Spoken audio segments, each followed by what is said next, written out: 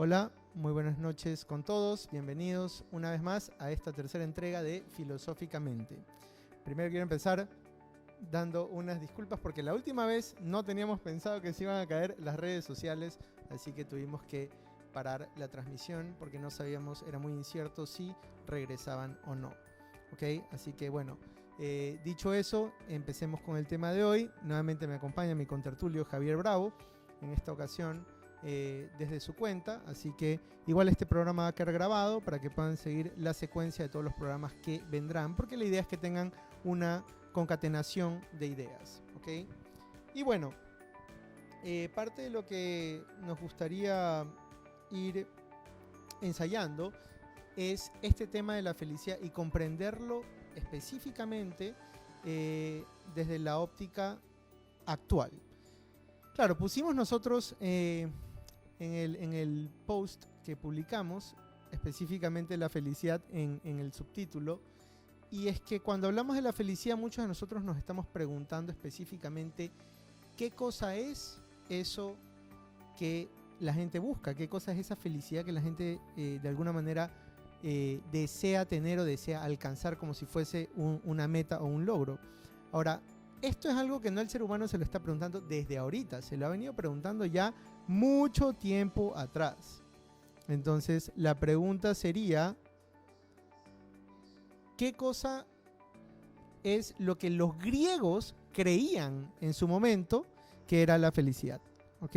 Entonces le voy a dar paso pues aquí al filósofo para que nos cuente un poco qué creían los griegos en la época clásica, ¿no? Bueno, buenas noches, qué gusto que estén aquí y qué bonito poder compartir un tema que es igual de apasionante y probablemente igual de complejo que el de la sesión anterior, ¿no? Si hacemos un poquito de memoria, veíamos hace un mes cómo tratar de responder una pregunta muy acuciante y muy íntima también, y muy importante y relevante, que es ¿quién soy? Y ese quién soy probablemente responde al sentido de la vida, y qué es la felicidad responde a para qué estoy viviendo, ¿sí? Entonces, de alguna manera quisiera orientar también, de alguna manera guiando a la experiencia de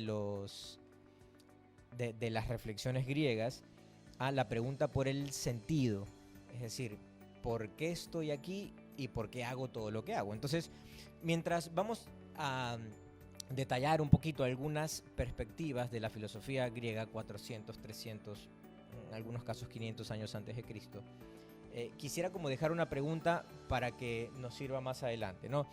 Podrían poner en la caja de comentarios tratando de responder la siguiente situación. Si se acerca un niño a la calle, se acerca a ti en la calle y te dice, oiga señora, oiga señor, señorita, etc., ¿me podría decir qué es la felicidad? ¿Qué le responderías? ¿Sí? No vamos a una definición de diccionario. Trata de responder con tus palabras. En tus palabras, si tú tuvieses que definir la felicidad, ¿cómo lo harías? Y luego lo vamos analizando. Entonces, la pregunta es muy importante. El tema, entre comillas, felicidad, no parte en los griegos. Sin embargo, creo que de alguna manera marca un derrotero importante. Entonces, yo empezaría mencionando la felicidad para Platón, quien la ligaba mucho a la idea de justicia, y una justicia no como la entendemos hoy en día, sino hacer lo que me corresponde hacer dentro de la sociedad. Entonces yo soy feliz en la medida en que hago lo que me corresponde dentro de una sociedad. El obrero hace lo suyo, el conductor hace lo suyo, el filósofo hace lo suyo, el cantante hace lo suyo. Para Aristóteles, probablemente por el contexto en el que vivía, era una felicidad ya no con tintes tan centrados en la comunidad, sino en lo individual. Y yo tengo que alcanzar aquello que es bueno. De hecho, toda persona, toda alma nace para hacer aquello que considera que es bueno, y en última instancia, si es que lo acompaña la prudencia, la frónesis, el saber qué hacer, en qué momento y en qué medida, yo podría catalogar esa buena acción como algo feliz. Están los estoicos, que tenían por ahí hay un elemento importante más adelante, ¿no? Porque mencionaban, yo soy feliz en la medida en que vivo según la naturaleza, y esa naturaleza de alguna manera me va a llevar a mí a vivir en un estado de imperturbabilidad. Hoy, ¿cómo lo traduciríamos? en un estado en lo cual nadie me moleste ni nada me moleste con J. ¿Sí? Que nada me joda, que nada me afecte, que nada me genere conflicto. Los epicúreos decían, no, la felicidad está en el placer, pero no el placer desenfrenado propiamente. Es decir, no soy feliz en la medida en que tengo más satisfacciones al comer, o más orgasmos, o duermo más, o me drogo más, sino en la medida en que puedo satisfacer las necesidades que son propiamente las básicas. Y nosotros pusimos en el post la palabra eudaimonía, ¿no? Eu es un prefijo griego que significa bueno. Y el daimón es una suerte de espíritu, de consejero que te dice de alguna manera, te orienta, te dice hacia dónde deberías orientar la razón. Es como ese buen espíritu, ese buen consejero. Entonces la felicidad, según este contexto griego, sería, aunque son muy diversas, es aquello hacia lo cual las acciones del hombre deben conducirse, independientemente de muchos matices, ¿no? Muy orientado, pues también, repito, a lo que decía Aristóteles respecto al bien. El bien es aquello hacia lo cual todo ser humano tiende. Ahora, que la interpretación de ese bien sea correcto ya es otro tema, ¿no? Sí, efectivamente, ahí creería yo que hay un tema importante que hay que definir, y es, sí, el bien es algo a lo que naturalmente todo ser humano tiende, pero una de las grandes herramientas es la razón. La razón es la que me permite entender qué es bueno para mí, qué cosa no es bueno para mí, qué cosa está bien que yo haga conmigo, con los demás, para con los demás, por la sociedad, etcétera, etcétera. Y todo eso de alguna manera involucra sacrificios, involucra decisiones, involucra el ejercicio racional de entendernos, ¿no? De entender dónde estamos, el periodo histórico en el que me encuentro, que eso es algo muy importante, ¿no? El mismo Platón decía y sostenía que si la gente no se preocupaba por la política, un día se iban a dar cuenta que están siendo gobernados por gente inferior a ellos. Cualquier parecido a la realidad es mera coincidencia. Pero evidentemente a la gente le ha importado poco. Y aquí es donde quisiera yo agregar dos cosas. La primera, ¿por qué a la gente ya no le importa el tema político? ¿Por qué a la gente ya no le importa el tema filosófico? Yo creo que en algún momento lo hablamos en el programa número 2, y es que no es rentable, simplemente no es rentable. Y hoy la felicidad, aunque mucha gente crea que no, está asociada directamente a esa tranquilidad que yo puedo conseguir cuando tengo no solamente lo necesario para vivir, sino más de lo necesario para vivir. Cuando yo tengo cierta comodidad que me va a permitir el ocio, por ejemplo, ¿no? O ya no se puede hablar de un sano esparcimiento, que es otra virtud también, en algún momento hablaremos de ella, la eutrapelia, pero sino que la gente desea de alguna manera rentabilizar lo más rápido posible, porque es una tragedia no poderme subsistir, no poder alcanzar esa encratella, ¿no? esa subsistencia propia del trabajo. Entonces la gente enfrenta muchísimas problemáticas actualmente, y todas están pensadas en un concepto de felicidad. Y parte de la razón por la cual quisimos hacer este programa es porque si no tenemos claridad de lo que es la felicidad, lo que yo voy a estar persiguiendo toda mi vida va a ser lo que yo creo inconscientemente y muy burdamente que es lo que me va a hacer feliz. ¿Y qué pasa cuando lo alcanzo y me frustro? Y la otra cosa que quería añadir es que se hizo una medición, me parece que fue en el 2013 o 2012, en el mundo, cuáles eran las personas más felices, ¿no? Pero completo, con todos los juguetes, ¿no? Electrodos, le ponían las cuestiones para ver el cerebro, para ver la presión arterial, nivel de estrés y todo. Y evidentemente salió que la persona más feliz del mundo, según este experimento, fue un monje budista en Francia.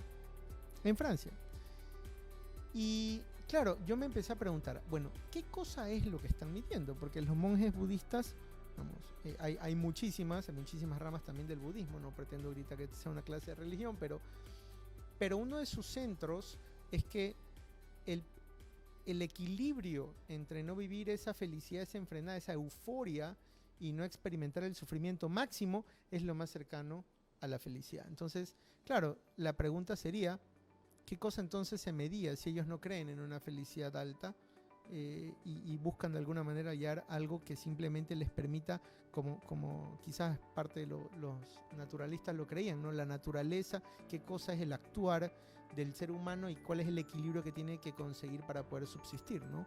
Entonces no sé qué piensas hasta ahí, Javier. A ver, yo creo que es interesante en el sentido en que nos ayuda a comprender que la felicidad no depende únicamente de un ámbito físico, no depende únicamente de un desenvolvimiento académico o laboral, no depende únicamente de la relación con tus pares o con personas que te rodean, no depende únicamente de tu salud, sino que es un conjunto de variables que de alguna manera se orientan a algo. Y ahí ya estamos lanzando algunas pistas, porque yo creo que una persona experimenta un nivel de satisfacción, no necesariamente cuando llega al punto de decir ya soy feliz, creo que eso es cuando mueres vas a poder decirlo, porque es un camino que siempre se va ampliando, pero uno sí puede tener la satisfacción de decir estoy en esta ruta. En oposición a eso aparece la frustración, que yo creo que es la expresión de un alma insatisfecha, es decir, de un alma que no se descubre orientándose hacia la felicidad. Y un alma que se está realizando integra todo esto que probablemente le hicieron el examen a este budista, factores, o sea, cómo está tu salud, cómo está tu autocomprensión, cómo está la satisfacción que encuentras al darte a los demás, muchas variables. Entonces creo que en ese sentido es muy importante para entender que nosotros necesitamos vivir en armonía. Lo vimos también el primer encuentro. No puedo pretender que mi felicidad o el sentido de mi vida dependa solamente de la dimensión espiritual, ni solamente de la dimensión física, ni solamente de la dimensión afectiva o del número de likes, etc. Es un conjunto de variables. En ese sentido, si yo descubro cuáles son las variables, hago una especie de categorización y me oriento hacia ello, hacia la búsqueda de una realización personal, perfecto, voy a poder llegar. Entonces, eso como, si me preguntas para analizar este fenómeno, que me parece muy importante. Yo quisiera agregar ahí siempre una nota al pie. Algunos dirán, bueno, esto puede que sea como un poco amargado. Creo que es más bien realista. Y yo creo, parafraseando un poco a Heidegger, bueno, y lo decían también los estoicos, ¿no? O sea, nacimos para morir, y es bastante lógico, ¿no? O sea, la certeza principal que tienes en el momento en que naces, suponiendo que uno tiene conciencia, es que vas a morir. El resto puede variar. Y esto, de alguna manera, nos hace centrar la atención en el momento presente, por un lado, y ese momento presente yo creo que tiene que partir de la aceptación de una realidad, y es que la vida no es perfecta y no es todo rosa.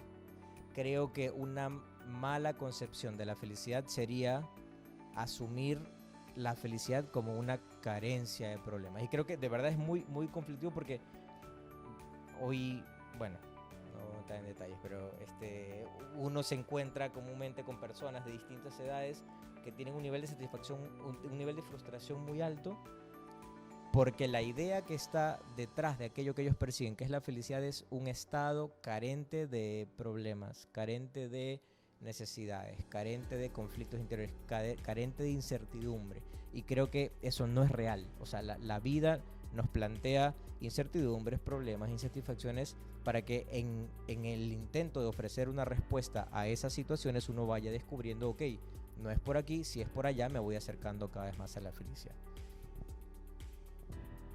Sí, efectivamente, y creo que hay un tema hay que agregar, que es el tema de la expectativa. Y creo que esa juega un papel muy importante. Yo creo que en muchas ocasiones a mí me ha tocado tratar a algunas personas que me han pedido consejos, y algunas de ellas, por ejemplo, se me acercaban todavía jóvenes, todavía en colegio, esto fue hace algunos años, y me decían, ¿qué puedo esperar yo de la vida si mis padres, que son los que me tienen que querer, no están? Claro, era un chico que pasaba en el colegio a veces hasta las 6 de la tarde, pero no lo pasaban a ver, ¿no? Los papás no tenían a veces el tiempo.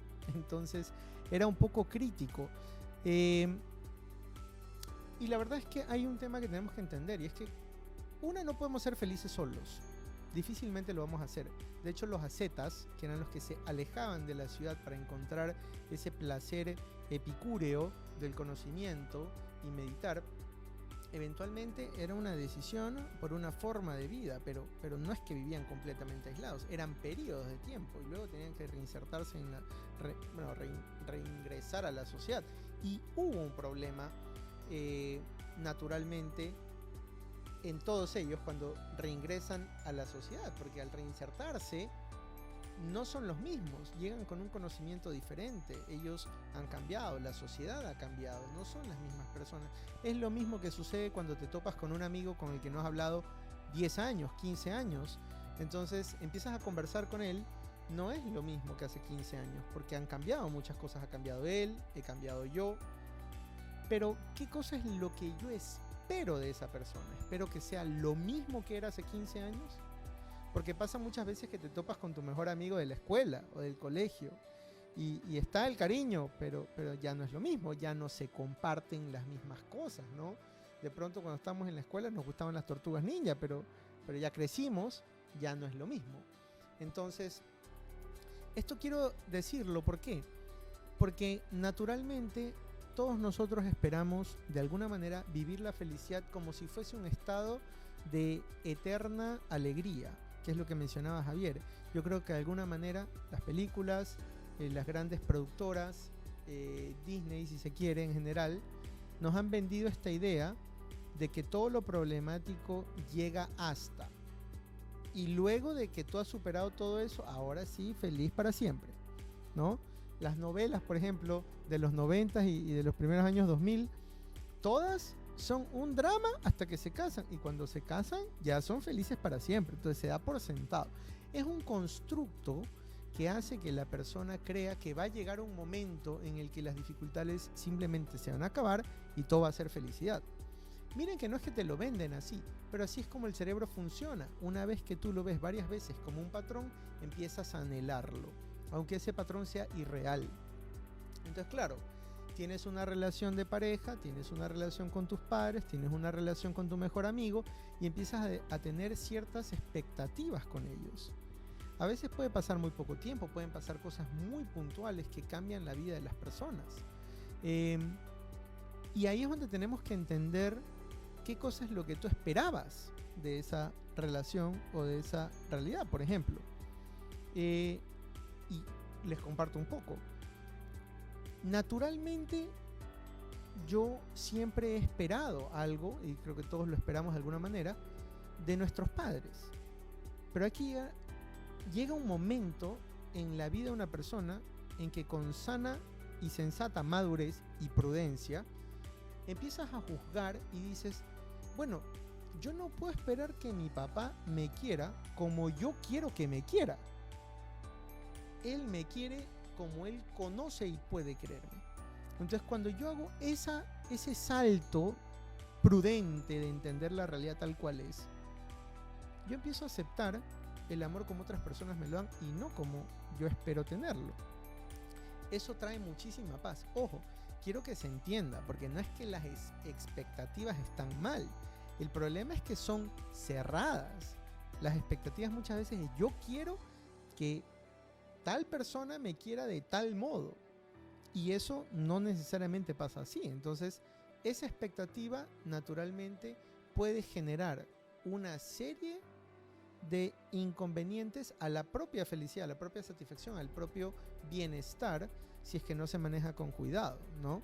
Entonces eso ahí va también ligado a la expectativa de vida que yo pretendo tener. ¿Qué voy a trabajar? ¿Qué voy a tener un negocio, cuánta plata voy a tener, voy a viajar, cuándo voy a viajar, con quién voy a viajar, me voy a casar, cuántos hijos voy a tener, y tantas otras cosas que siguen sumándose a esta montaña de expectativas, ¿no? Sí, caramba, es complejo, ¿no? Porque de alguna manera las expectativas de la persona, a mi modo de ver, no son otra cosa que un intento de querer controlar la realidad. Y no me parece malo necesariamente. En sí mismo no. Si se exceden y si de alguna manera uno deposita todo su ser, su alma, su conciencia en querer tener claridad y la certeza sobre aquello que va a ocurrir, claramente es nocivo. Uno puede llegar incluso a no dormir, ¿no? Lo que se conoce como la ansiedad en términos clínicos, ¿no? De obsesión compulsiva, claro, donde tú dices, no, yo quiero tener control sobre aquello que estoy deseando incluso en el futuro. Y que incluso en términos antropológicos, o si nos vamos a raíces bíblicas, de alguna manera creo que esconde esa cierta potestad que tiene el hombre de ser creador, de quien crea y quien da un sentido, ¿no? Pero me parece curioso porque, claro, hay trigo y cizaña, no están mal las expectativas porque de alguna manera creo que es la expresión de un corazón que busca de alguna manera orientar y que va probando, pero pues el hilo entre el justo medio y el exceso pues es muy fino, ¿no? La pequeña línea. Yo estaba pensando en qué signos puede encontrar una persona en lo cotidiano para poder percibir y de alguna manera validar el camino que está emprendiendo, ¿no? Yo creo que es una pregunta compleja. Kant lo sostenía y no era el único que lo hacía, que la pregunta por la felicidad es muy compleja porque tiene un tinte de subjetividad muy, muy grande, muy acentuado. Porque alguno dirá, para mí la felicidad es no tener problemas, es que nadie se meta conmigo. Vivir bien, tranquilo, pero sin deudas, sin lujos, pero vivir tranquilo. Para otra persona implicará, como tú mencionabas, no, yo quiero viajar, yo quiero que la gente me conozca, quiero ser un influencer, quiero hacer muchas cosas, listo. Y no necesariamente negativas, de alguna manera puede que incluso se orienten a los dones que tiene cada uno. Claro, el primer caso que te pongo, alguien que probablemente está más orientado a la introspección. El segundo caso es probablemente alguien que tiene una característica de personalidad mucho más expansiva, mucho más comunicadora, mucho más comunicativa. Pero creo que uno puede ir validando luego de hacer un pequeño ejercicio de toma de conciencia. Y comparto una experiencia personal simplemente, ¿no? Uno va validando la propia experiencia en la medida en que toma conciencia de aquello que está haciendo, pensando y sintiendo. Entonces, si yo hice esto y yo realicé esta actividad, inicié este proyecto, estoy relacionado con esta persona y de alguna manera percibo dentro del corazón, incluso de manera muy somática, ¿no? Percibo que el pecho me confirma porque no estoy alterado, no estoy ansioso, no tengo problemas de sueño. Lo más probable es que haya unos semáforos en verde que me van diciendo, ok, por aquí este es un camino correcto, hay que ir ensayando. Si es que pasa lo contrario, donde hay mucho estrés, angustia, preocupación, ansiedad, miedos, temores, dudas,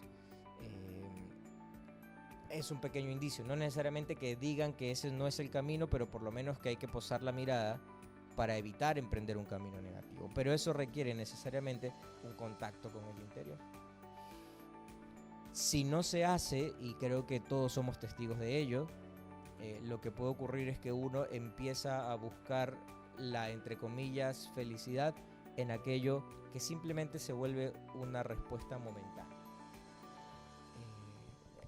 Yo vi la estadística hace 3 días, ¿no? Donde lamentablemente el índice de suicidios de los niños en Japón durante el 2020 llegó a sus récords históricos cuando ya tenía el récord Japón.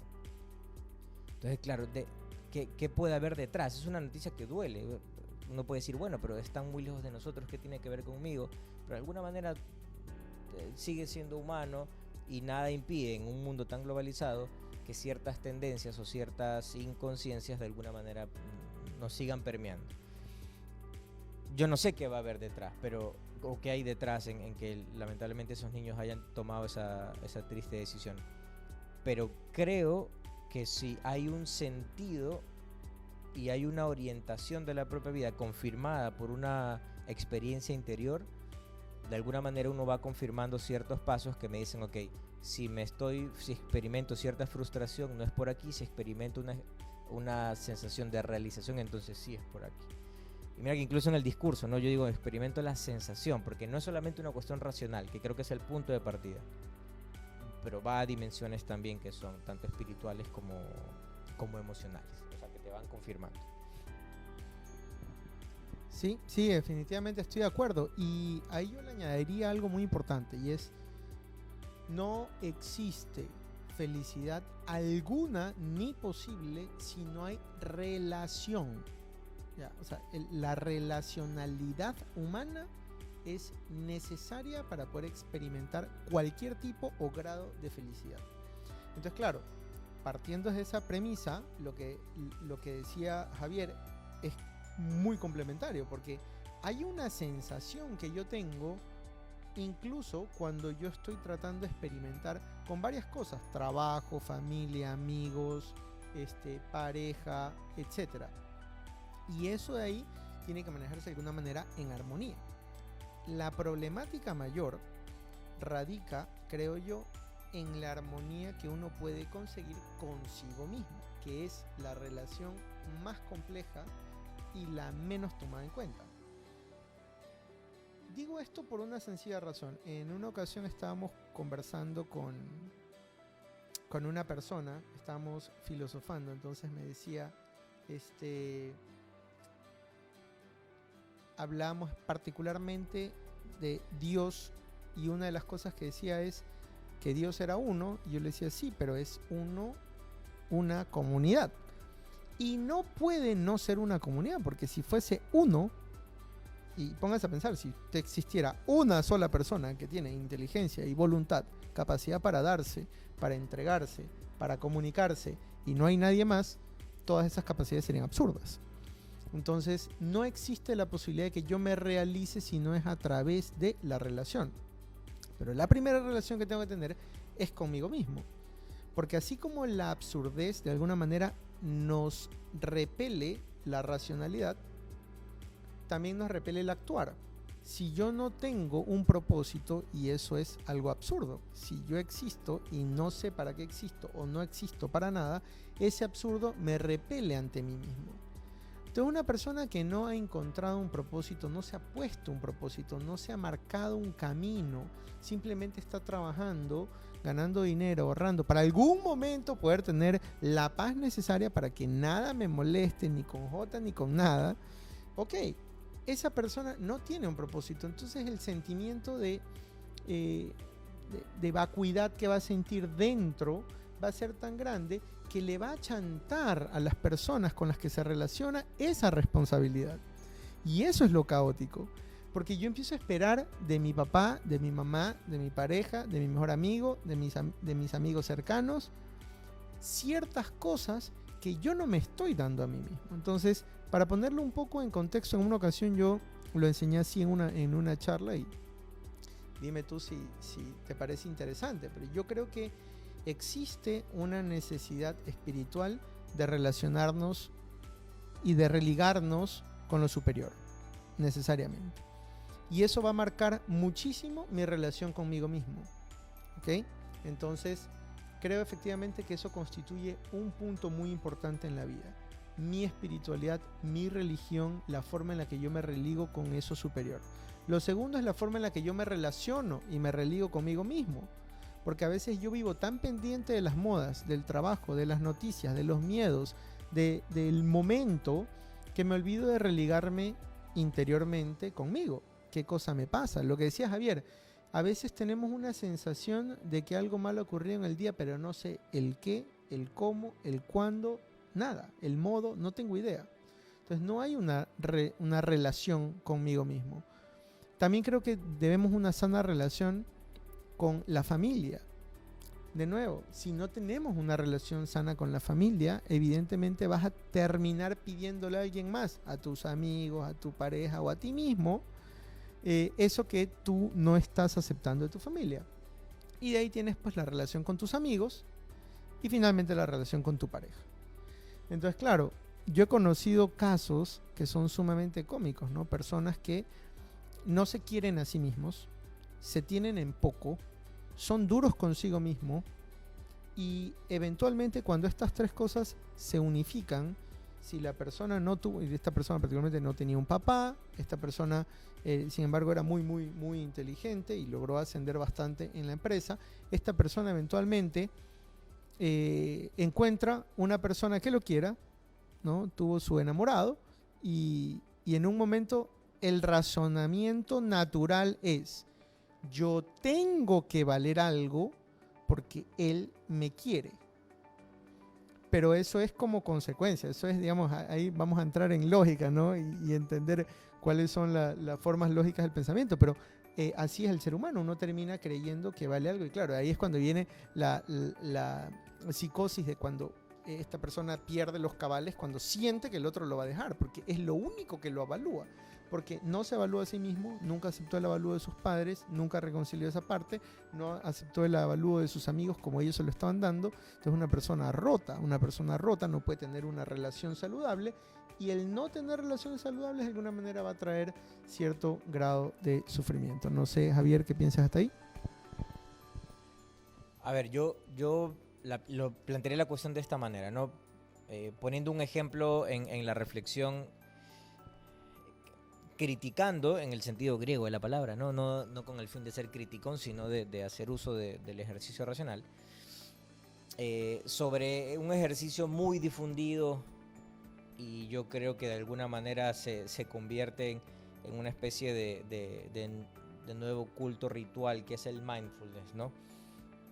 Con muchas bondades, muchos beneficios, pero creo que con un peligro que por la inconsciencia en la cual vivimos no se detecta, y es que en el fondo cuando uno hace meditación reflexiona y encuentra las respuestas que uno mismo da,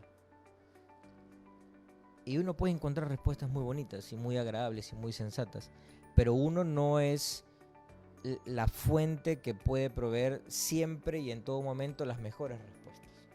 Para empezar, en un ejercicio básico, es que muchas respuestas están en la relación que tú tienes, citando este apartado muy importante, muchas respuestas están en la relación con las otras personas. Es decir, los otros te van reorientando o van mencionando o te van dando pistas de quién eres tú. Porque yo concuerdo contigo que la naturaleza humana de alguna manera tiene grabado en su raíz un deseo de realización que implica la relación con el otro, necesariamente. Y te pongo un ejemplo muy concreto, esto creo que lo saben muchos que están escuchando. Yo hablé del caso de los japoneses. Hay un japonés que vive en Bogotá, no sé si siga viviendo en Soacha, que es al sur de la ciudad, una zona muy pobre. Él es un colombo japonés que se llama Yokoi Kenji, conocidísimo. Bueno, no voy a hablar mucho de él, pero sí de uno de sus tantos proyectos que se llama Turismo con Propósito. Él ve la diferencia entre cómo viven en Japón y cómo viven en Colombia. Dicen, aquí hay mucho orden, aquí hay mucho desorden, aquí hay mucho uso de razón, aquí la gente se mata por exacerbar su parte emocional, aquí hay mucho suicidio, aquí a pesar de todo el desorden, la gente en el fondo parece vivir feliz. Entonces, no lleva a colombianos a Japón para que se ordenen, pero no sé si ahorita su proyecto implique eso, ¿no? Que creo que sería interesante, sino trae japoneses a Colombia para que dejen de suicidarse y los pone a trabajar con la gente pobre. Y para mí, independientemente de los detalles, creo que hay un punto clave, y es: si tú no encuentras un sentido o una razón por la cual seguir buscando la felicidad, yo te la doy y ayuda a aquellos que tú piensas que no son felices. Y en ese ejercicio de ayudar a los demás, uno va encontrando respuestas.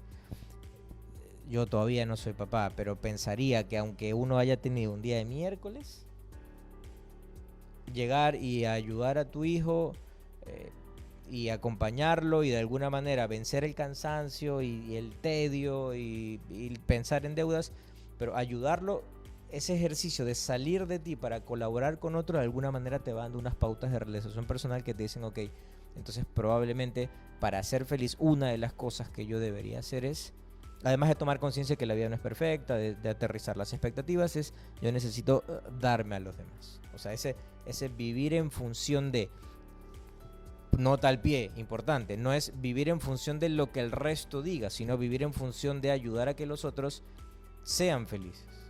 Si la gente te manda a la mierda, bueno, está bien, pues, o sea, es parte de la vida, es parte de la realidad, y creo que es importante que uno entienda que no somos billetes de 100.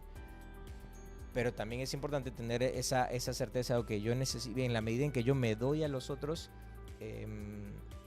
yo voy descubriendo por dónde tengo o sea, qué pasos tengo que dar. Y menciono un caso también en el colegio en que yo tengo la oportunidad de trabajar, donde un estudiante tiene problema, está acompañado por un profesional y experimenta que la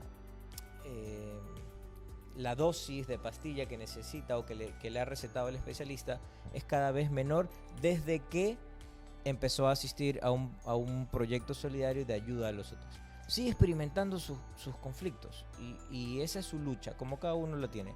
Pero de alguna manera, como que por dentro se va ordenando la mente, el corazón y el espíritu para decir, oye, en la medida en que tú ayudas a los otros, en la medida en que te relacionas correctamente con los otros, como tú lo mencionaste, uno va llegando a aquello que todavía no hemos podido definir, que es muy complejo, pero no hemos podido definir no nosotros, sino la humanidad de, ok, esto es la felicidad, pero hay una pista que creo que es importante. Sí, por ahora eso. Sí, efectivamente, yo creería que no puede existir ningún tipo de felicidad si no es a través de la relación, y los desafío a, conectando con la primera entrega que hicimos, que fue puntualmente el quién soy. No puede existir felicidad si yo no tengo una claridad de lo que soy como persona. Y cuando yo quiero conocerme a mí mismo, normalmente yo tengo que enfrentarme a lo que otros piensan de mí. Entonces, hagan el ejercicio de preguntarle a personas conocidas suyas qué es lo que ellos piensan de ustedes y qué piensan ellos que ustedes son, y escríbanlo, porque les va a dar muchísimas ideas. Yo recuerdo que en una ocasión estaba conversando con una compañera de la universidad y era increíble. Esta chica de verdad tenía una capacidad para escuchar brutal. O sea, ella decía, claro, a mí me gusta pintar. Entonces, no, tú pintas vacancísimo. Yo le decía, sí, pero la verdad es que yo nunca he escuchado a una persona tanto al punto que la persona se sienta escuchada. Pero ella tenía esa capacidad. O sea, y todo el mundo en la clase cuando le contaba algo decía, de verdad que ella no te dice nada, pero tenía una capacidad que ya era metafísica, por así decirlo. Y ella nunca se dio cuenta hasta que yo se lo hice evidente con varias personas que habían tenido esa experiencia. Nosotros podemos vivir una serie de realidades que nos van a hacer inconscientes, pero es en la relacionalidad donde yo conozco quién soy. Y conectándolo con lo que decía Javier, es verdad, la paradoja de la felicidad es, y digo paradoja porque es una aparente paradoja, y es que tú te enriqueces más mientras más das. Esto aquí lo experimentaron particularmente Rockefeller y Carnegie, las personas más ricas del mundo a principios del siglo XX, más ricas del mundo. O sea, para que se hagan una idea, ellos, Morgan, eran los tres más ricos. Los tres le prestaban plata al gobierno de los Estados Unidos mensualmente para que pasara del rojo, ¿ya? Así de millonarios eran. Creo que en el 40, me parece, por ahí en la década de los 40, se muere Morgan, y los únicos que fueron al velorio fueron Rockefeller y Carnegie. No fue la familia, pero la familia se estaba matando en los juicios por cómo se quedaban con semejante imperio. Ese rato los dos entendieron algo, que habían acaparado tanto que no lo iban a disfrutar, no lo estaban disfrutando. Rockefeller era prófugo porque tenía una serie de monopolios. El gobierno de los Estados Unidos lo perseguía. Él dijo, yo no estoy disfrutando esto. Entonces, aceptó ir a juicio, separó sus empresas, vendió parte de sus empresas, accedió porque, como tú decías hace un rato, ya finalmente dijo que esto no es vida. O sea, ya conseguí la plata que yo quisiera, no tengo más plata de lo que me voy a gastar en toda la vida. Somos seres que nos vamos a morir. Se dio cuenta que su amigo se había muerto. Eventualmente él dice, entonces, ¿qué cosa es lo que hay que hacer? Y la carrera que toman los dos, Carnegie y Rockefeller, después de eso, es empezar a donar dinero. Y la mayor cantidad de construcciones que se hacen entre los 30 y los 40 hasta los 50 fue esa. O sea, donaron plata para hacer bibliotecas brutales, gigantescas, bonitas, bellas, clásicas, neoclásicas. Utilizaron la arquitectura griega clásica. Entonces empezaron a donar y empezaron a darse cuenta que estaban construyendo un mundo diferente. Claro, yo no conozco si ellos realmente experimentaron o no, pero la carrera antes de la muerte de Morgan era quién tenía más plata. La carrera después de la muerte de Morgan era quién construía mejor el mundo.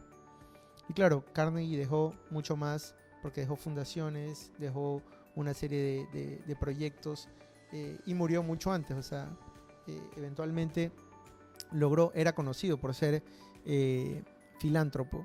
Entonces, al final sí creo que tiene que ver muchísimo cuánto amamos, porque esa es la mayor naturaleza del ser humano, la capacidad que tenemos de amar.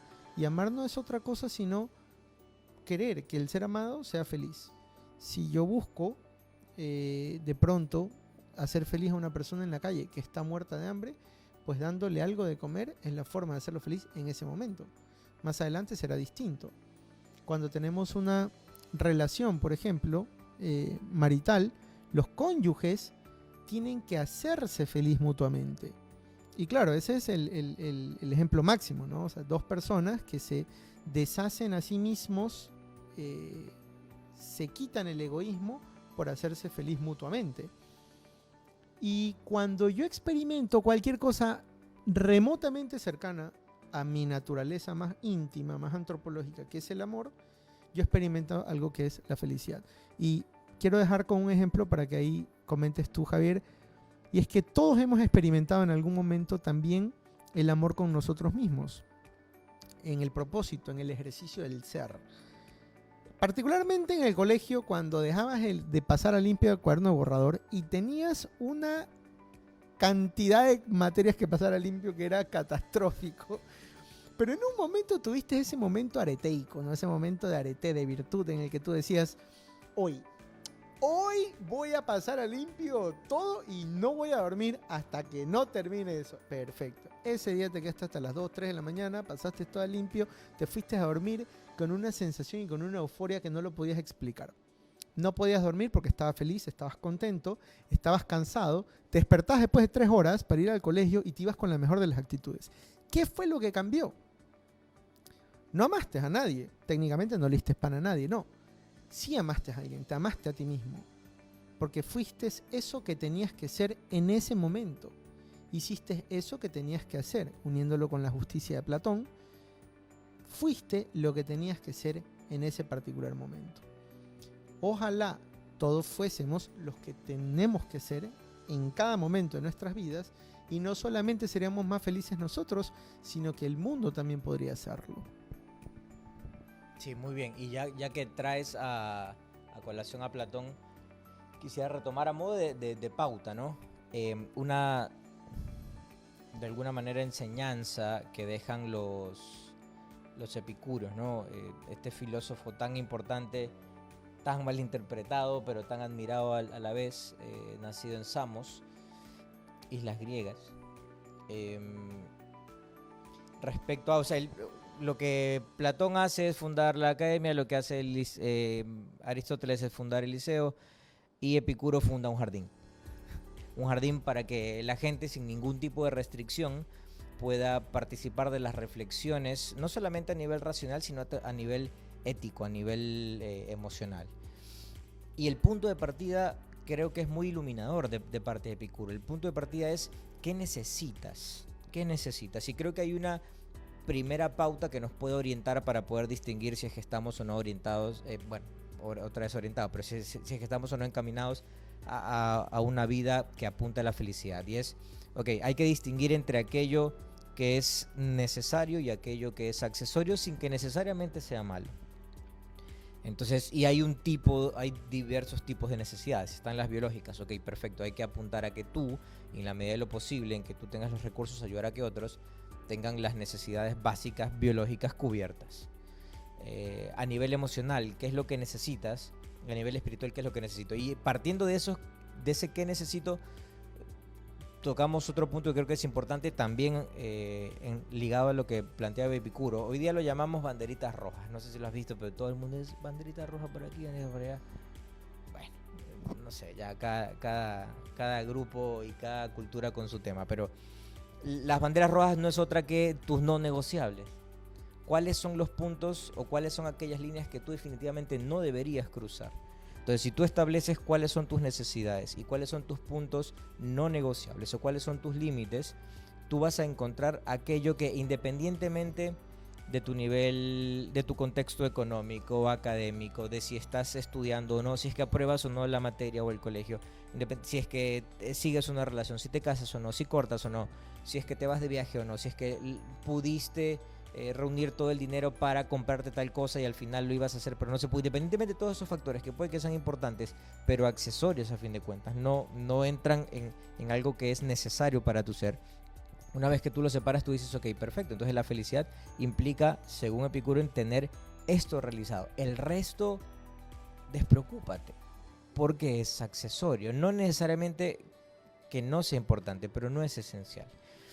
Y por eso tenía tantos seguidores era tan admirado, porque decía, a ver, la felicidad debe consistir en satisfacer estas necesidades que son básicas.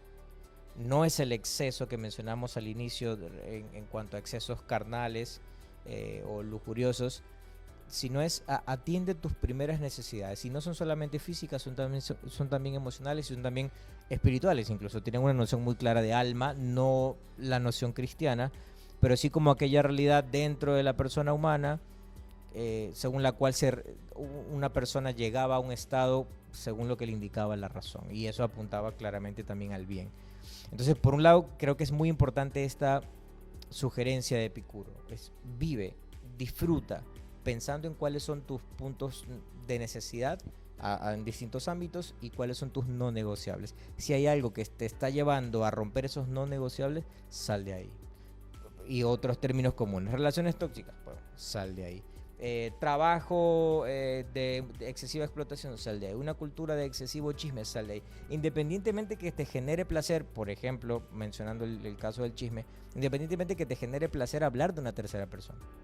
Si uno descubre racionalmente, a ver, pero esto no es algo que yo necesito y está pasando un límite porque estoy dañando la imagen de un tercero, bueno, entonces lo dejo.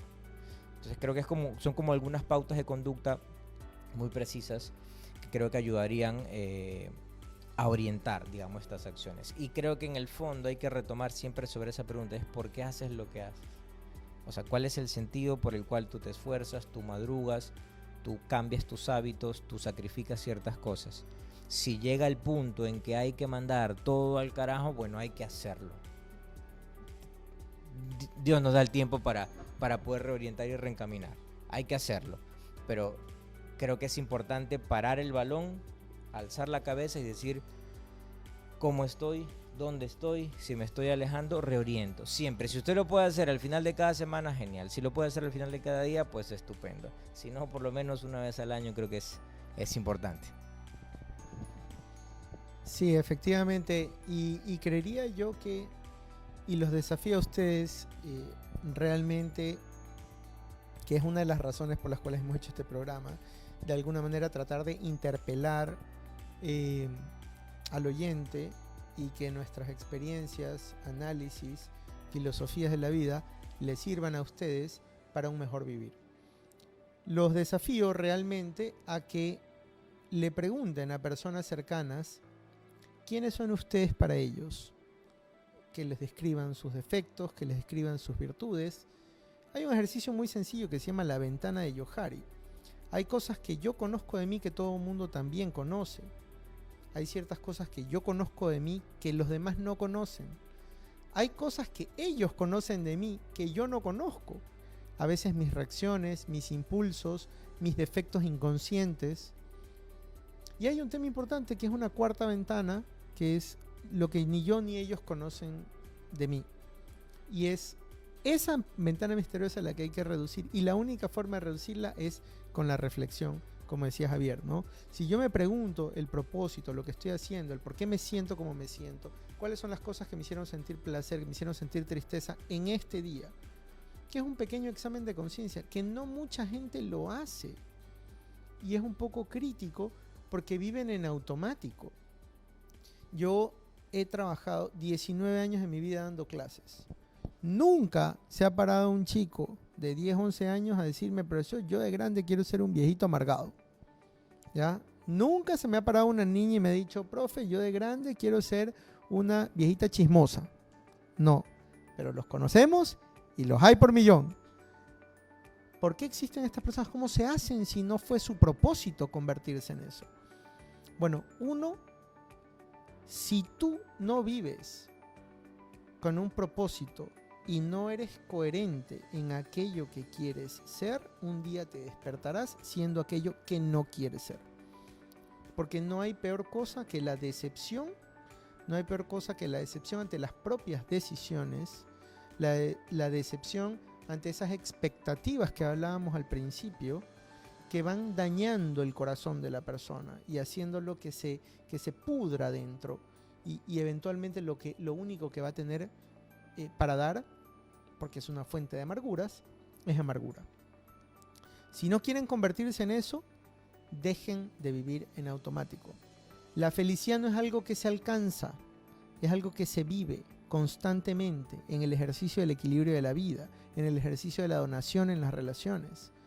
Si bien es cierto, no vamos a definir específicamente un concepto aquí de la felicidad, pero podemos decirlo, al menos desde mi experiencia, en lo que yo he vivido y en lo que conozco de otras personas, se experimenta en la relacionalidad, en la donación, en el ejercicio de entregarme y en el ejercicio de conocerme, en el ejercicio de encontrar un propósito. Y todo eso implica no vivir en automático. Cuando vivimos en automático, de 8 a 5, de 8 a 6, de 9 a 6, una hora de almuerzo, regresamos a la casa, 7 de la noche, una hora buscando en Netflix qué ver, no encuentro nada, ya es muy tarde, me acuesto a dormir, me levanto al día siguiente. Eso para los que trabajan. Y los que no trabajan, se levantan a las 11 de la mañana, ¿no?